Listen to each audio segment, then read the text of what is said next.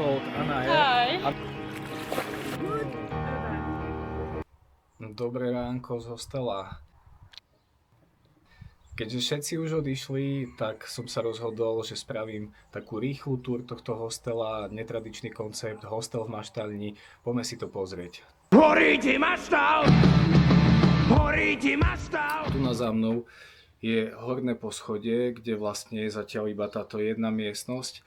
Je to akože hostelová izba pre 4 ľudí, sú tu 4 matrace na paletách a je to vlastne v podkroví, už tu začína byť celkom horúco. A je to inak celkom zaujímavý koncept, že obyčajnú starú maštaľ po nejakej rekonštrukcii samozrejme prerobili na ubytovanie, kde sa zmestia hore 4 ľudia, dole asi ďalších 20 a ešte úplne dole jeden apartman.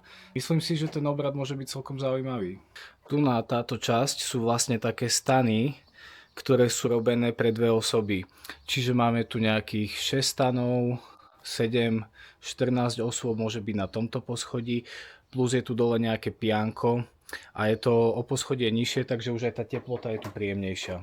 Jo, niečo ako také malé stanové mestečko na festivale, nechcem sa úplne nikomu hrabať v stane, ale vie si spraviť predstavu, jak to tu vyzerá.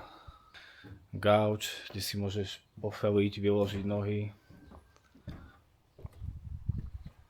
A tu na ich záhradka, oni si tu pestujú rôznu zeleninu a ovocie a sú celý taký bio. A tu je taká spoločenská miestnosť, predo mnou je jedálenský stôl, tu je kuchynka, práčka a tu sú sprchy. Sprchy, tam nefunguje svetlo, jak hovorila Ema na začiatku, takže sa tam používajú také lampióny. A teraz mi doplo, že ak som sa pred chvíľou sprchoval, tak môj lampión tam ešte zostal.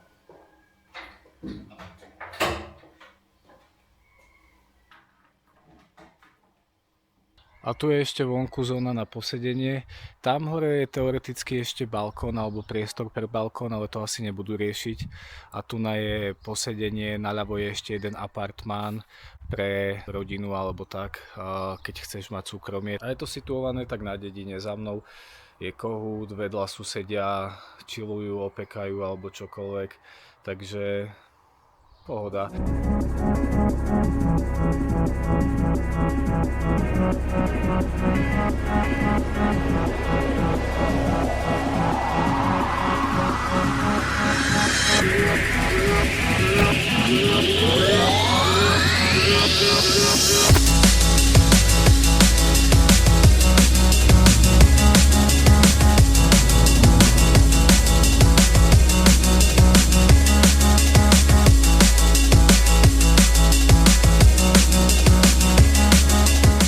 Pohoda. Čo veľmi oceňujem je to, že to má strechu, takže vlastne aj napriek tomu, že je 28-29 stupňov, tak je to celkom legit.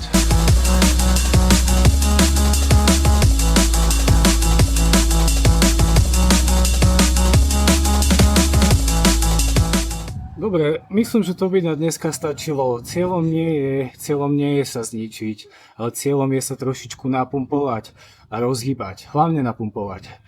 Ak máte nejaké odporúčania na dobré sypky, napíšte mi do komentárov. Vidíš to? Vidíš ten malý priestor? Začínam byť dosť dobrý v tom cúvaní a v odhade s touto dodávkou. Čím ďalej, tým lepší. Čím ďalej, tým lepší. Žiadne senzory, žiadna kamera, proste len v oku.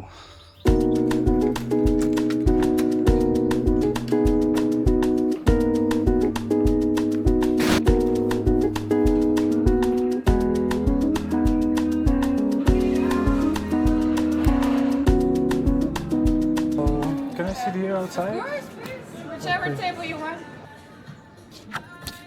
And I was thinking about this one, beef burger, and it's including the fries? Yes, or? it's already with fries. Oh, Yes. okay, perfect. Yeah. And Okay. also, you have this lemonade and Yeah. with mojito mine, but it's alcohol free, right? It's alcohol free. The only thing we don't have the mojito at the moment. We Oh. have with lavender.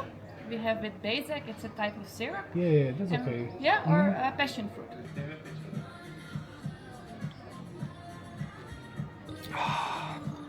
Osviežujúce, studené, málo sladké, presne ako som chcel. Som zvedavý na ten hambač za 11 €. Celkom dobrá cena, aj s ranolkami.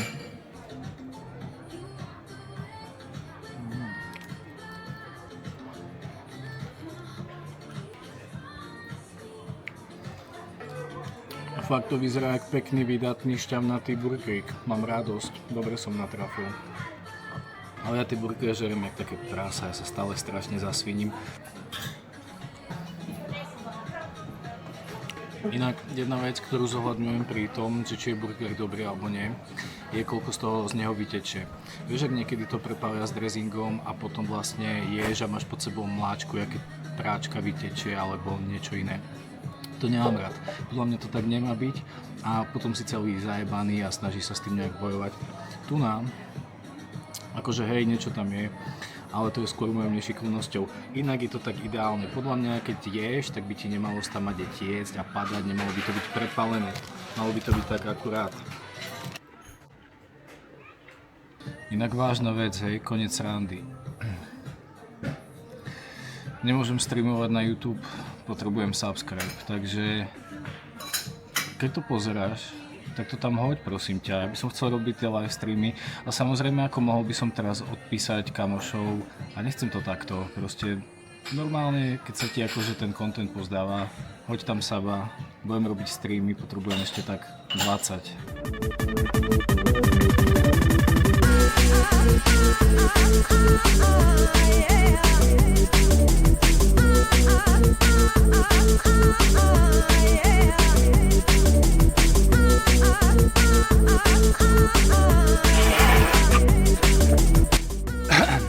Som naposledy skejtoval, keď som mal že 13-14 rokov a akože nejak extra som to nehrotil, proste som sa len tak vozil. Nejaké triky, ani rampy, nič také.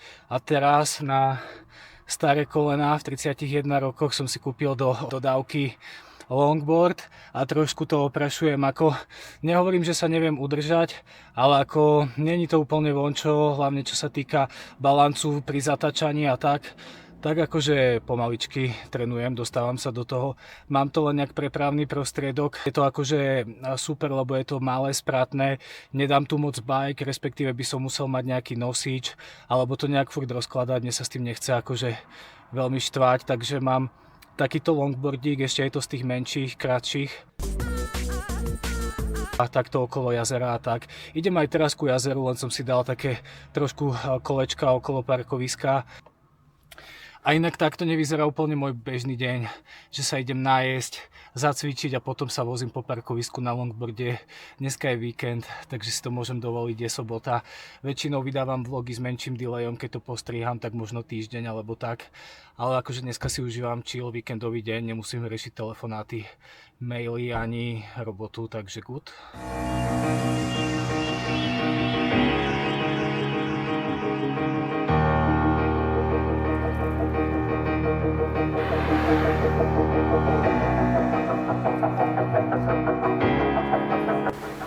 Takže teraz I will just say some stuff in my language for the video and then I will tell you, okay, so please don't worry about not understanding.